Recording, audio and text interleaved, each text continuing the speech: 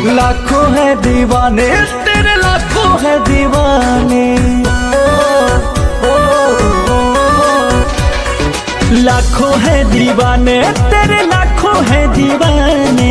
लाखों है दीवाने तेरे, लाखों है दीवाने। क्या है दिल की हालत मेरी, क्या है दिल की हालत मेरी, ये कोई न जाने। लाखों है दीवाने तेरे, लाखों है दीवाने। लाखों है दीवाने तेरे, लाखों है, लाखों है दीवाने तेरे, लाखों है दीवाने।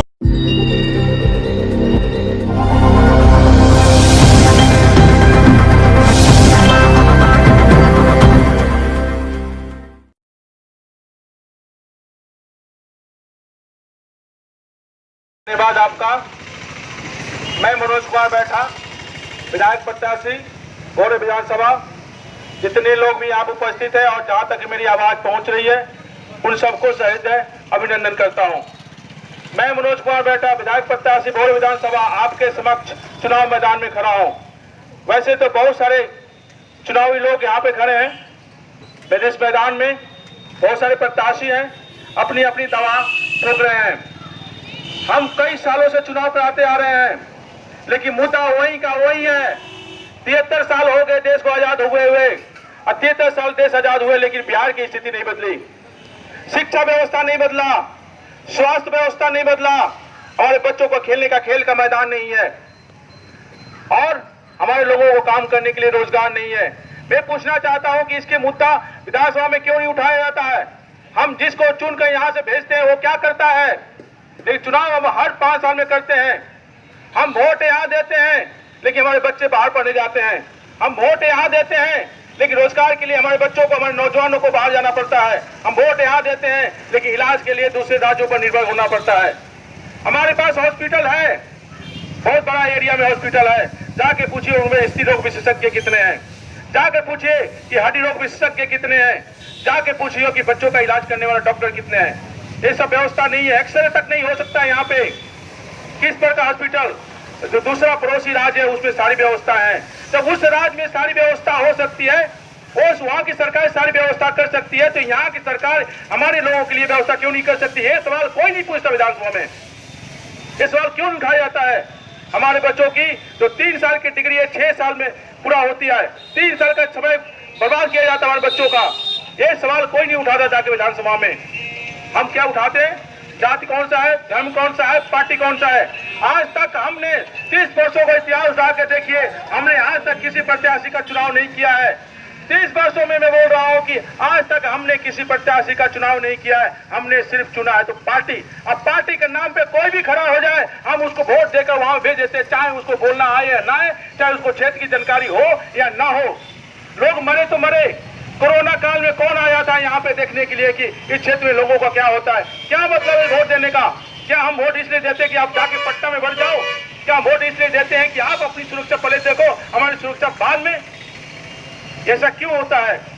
मैं मनोज कुमार बैठा, विधायक प्रत्याशी भोरे विधानसभा, जन अधिकार पार्टी का प्रत्याशी हूँ। पप्पू यादव की पार्टी है, मेरी चुनाव चिन्ह कैंची है। पप्पू यादव को सब लोग जानते होंगे, उनके चेहरे से नहीं, उनके काम से। जब कोरोना में बाहर के लोगों ने बिहारियों को भगा रहे थे और यहाँ की सरकार अपने ही लोगों को आने से रोक रही थी, उस वक्त कौन आया? सीने में किसके दर्द था? पप्पू यादव का, जो अपना जमीन बेच करके बस की व्यवस्था की और उन फंसे हुए लोगों को बिहार में लाने का काम किया था। यहाँ की सरकार क्या कर रही थी? सरकार से पूछने में पता चला कि उनके पास फंड नहीं है, उनके पास पैसे नहीं है। जब उनके पास फंड नहीं है, पैसे नहीं देते, हेलीकॉप्टर कैसे उड़ रहे भाई? वो कहाँ से चले? पानी से चल रहे हैं। इतनी उनके पास बस नहीं थी बुलाने के लिए, 1000 रैलियां चल रही है। वो कहां से चल रहे थे? आज 1000 के 1000 रैलियां निकल रही है, गाड़ियां निकल रही है, लोग शक्ति प्रदर्शन कर रहे हैं। लेकिन उस वक्त आपकी शक्ति कहां थी जब लोग बाहर फंसे हुए थे? आपके पास 2 गाड़ियां नहीं थी लोगों को बुलाने के लिए।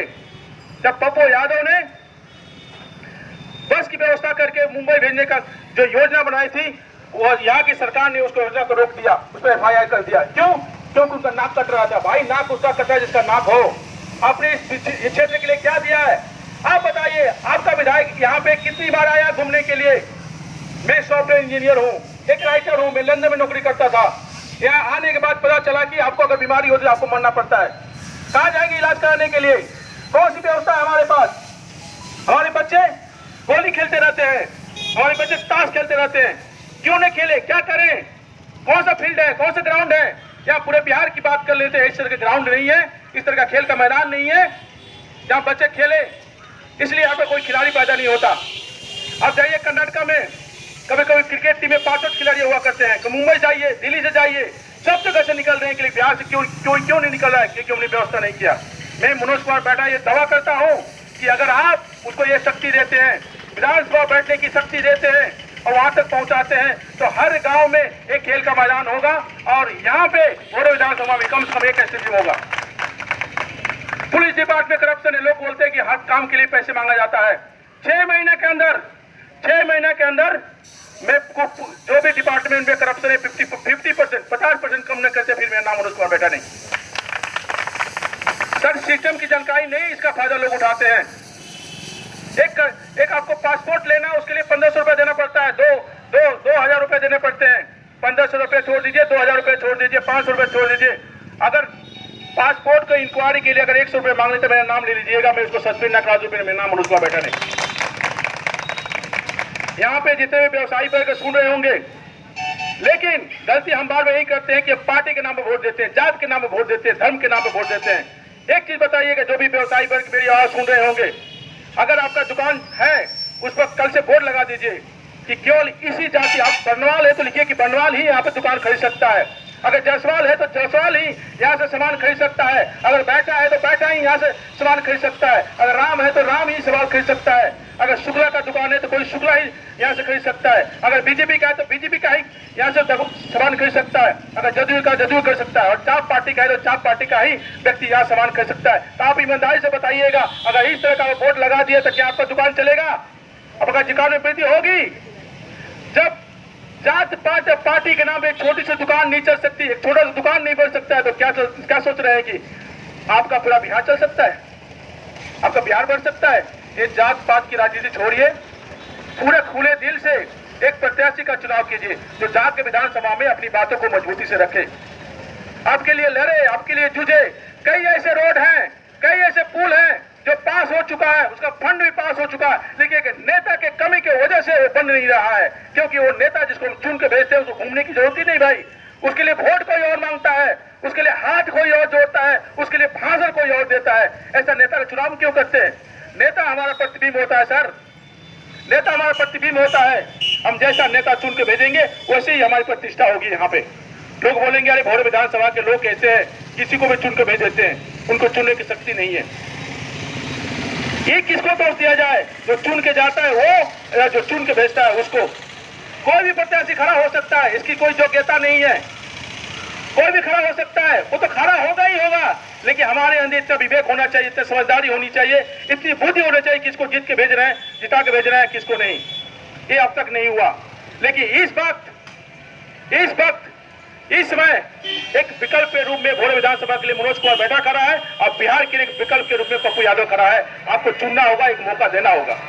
जो पप्पू यादव दूसरों को फंसे हुए को लोग बाहर लेकर आया, वो कोई पद पे नहीं था, वो कोई कुछ का अधिकार नहीं था, फिर भी बिहारियों का इतना मदद किया। जब उनको एक प्रतिष्ठा दे देंगे, एक पद दे देंगे, एक अधिकार दे देंगे, तो सोच लिए कि बिहार के लोग क्या क्या नहीं कर सकता, बिहार के लिए क्या नहीं कर सकता। यहाँ पे रोजगार की कमी है, रोजगार की व्यवस्था की जा सकती है, लघु उद्योग उत्पन्न किया जा सकता है। यहाँ पे जितने भी व्यवसायी हैं उनके पास इतनी क्षमता है, वो रोजगार दे सकते हैं, लेकिन व्यवसायी अपना दुकान खुद चलाते हैं, क्योंकि यहाँ से कोई प्रोडक्शन नहीं हो रहा है। माल भर भर के बाहर से आ रहे हैं, लेकिन यहाँ से ट्रक खाली जा रही है, यानी कि पैसा हम यहाँ कमा रहे हैं और उसको बाहर भेज रहे हैं, दूसरे राज्यों में भेज रहे हैं। जब यहाँ पे प्रोडक्शन होगा, माल भर के बाहर से आए ठीक है, लेकिन यहाँ से भी कोई माल भर के बाहर जाना चाहिए, तब जाकर के एक संतुलन होगा, तब जाकर के यहाँ पे रोजगार उत्पन्न होगा। लेकिन इस पर हमारी सरकारें ने कभी बात नहीं की, न इस पर मौका दिया। बात क्या करते हैं? जाति पे। और सब जानते हैं ये जातिवाद और धर्म और पार्टी की राजनीति हमको पिछड़ेपन के गर्भ में ढकेल दिया है, फिर भी हर साल वही गलती करते हैं। मैं आप लोगों से करबद्ध आग्रह करता हूं कि जो गलती आपने पिछले बार किए, अपने आने वाली पीढ़ी के लिए उसकी पुनरावृत्ति मत कीजिए, उसको दोहराइए मत। इस बार पूरे विवेक के साथ, सोच समझ के बाद जितने भी प्रत्याशी है उसमें से आपको बेहतर लगे, पार्टी के हटा दीजिए, प्रत्याशी को जो बेहतर लगे, जो आपकी आवाज वहां मजबूती से रख दे, उसका चुनाव कीजिए, फिर देखिए आपको पछताना नहीं पड़ेगा, आपको पछताना नहीं पड़ेगा।